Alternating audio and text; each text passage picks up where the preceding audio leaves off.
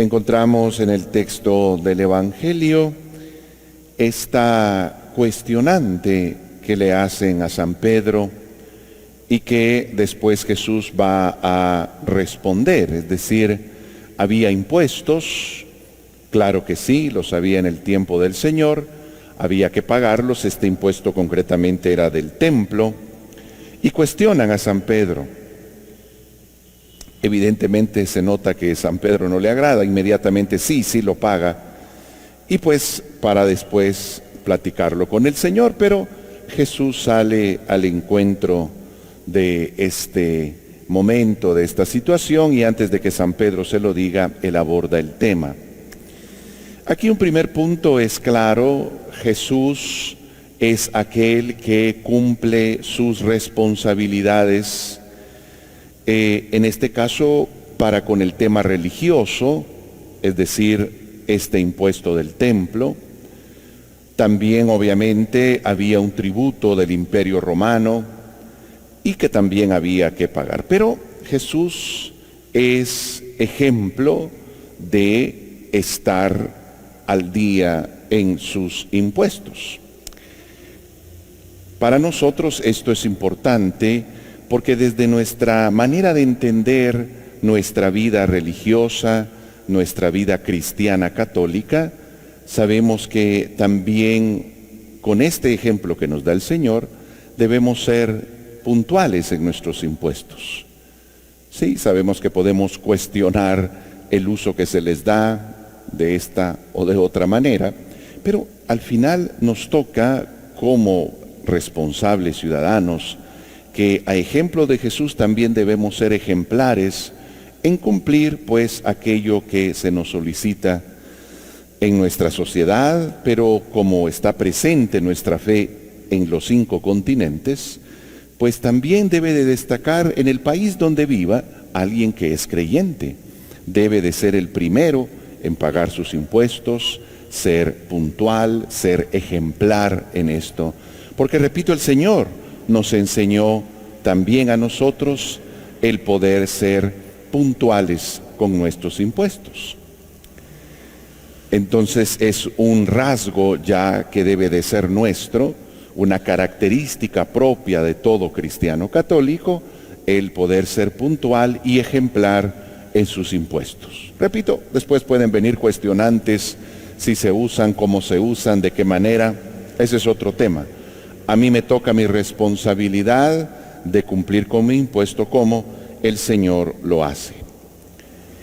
Es una primera reflexión que se desprende de este texto, pero hay una segunda, podrían haber obviamente más, y la segunda es la condición de pobreza que siempre vivió Jesús. La condición de humildad y de sencillez. Siendo precisamente Dios, elige la vida de humildad y sencillez.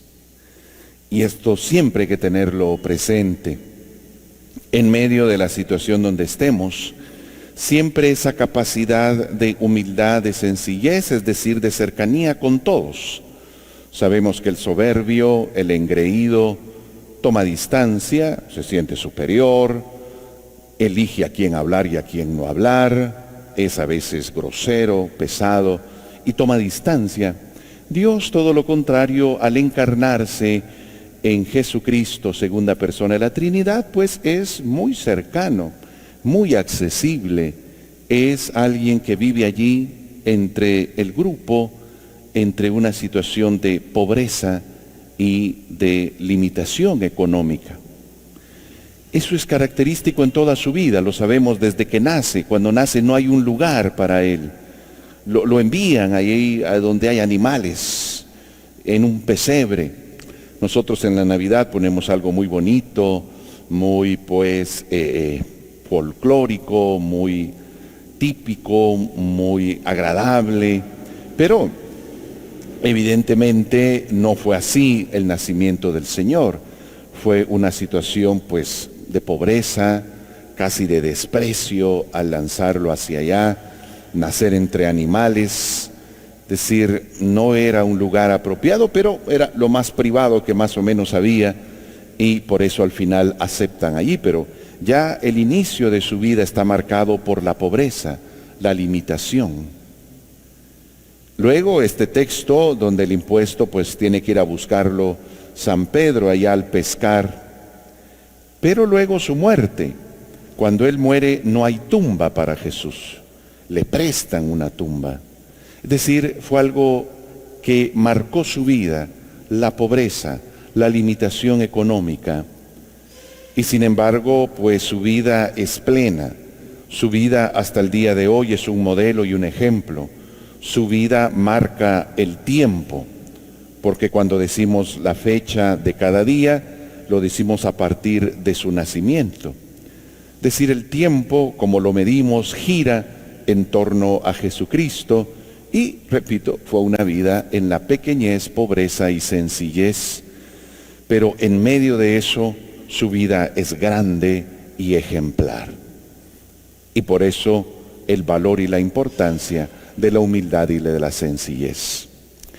Hoy la Iglesia recuerda a un grande, San Maximiliano María Kolbe. Como escuchamos, era un sacerdote polaco. Él fue de misión al Japón y ahí estuvo y fundó algunas escuelas.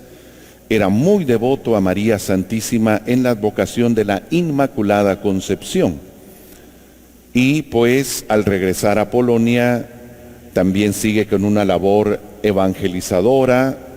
Tiene a su cargo funda un periódico para pues comunicar la buena noticia, pero finalmente es capturado en la Segunda Guerra Mundial y llevado a ese famoso, terrorífico y terrible campo de concentración de Auschwitz, y ahí pues él está cuando se escapa uno de Auschwitz. Esto era penado. Si alguien se escapaba, lo que hacían las autoridades era asesinar a 10, como para dar el mensaje: si usted se logra escapar, sepa que cuando usted se va, vamos a asesinar a 10 de los suyos. Entonces era otra manera de querer limitar el que esto sucediera. Pues acababa de escaparse alguno, iban a asesinar a 10, lo elegían así de entre todos. Y el último que es elegido se pone a gritar, a llorar y dice: no, por favor, yo no, tengo que salir de aquí, tengo esposa, tengo hijos. Se conmueve San Maximiliano María Kolbe, que ahí estaba detenido, repito, sacerdote, y él sale al frente y dice: no, déjenlo a él, pueden tomarme a mí, yo no tengo esposa ni hijos. Y entonces mueren por inanición, es decir, los meten en un cuarto y no les dan comida hasta que mueran. Él allí se sabe que animaba a los otros 9, rezaban juntos. Él trataba con todas sus fuerzas, lo que le quedaba, de prepararlos para el momento final. Es canonizado por San Juan Pablo II, también un papa polaco, que obviamente conocía muy bien su vida y siempre es un modelo admirable de alguien con mucha capacidad misionera, evangelizadora, un hombre mariano, pero también un hombre muy claro de que su vida era servicio, darse, entrega. No hay amor más grande que el que da la vida por sus amigos.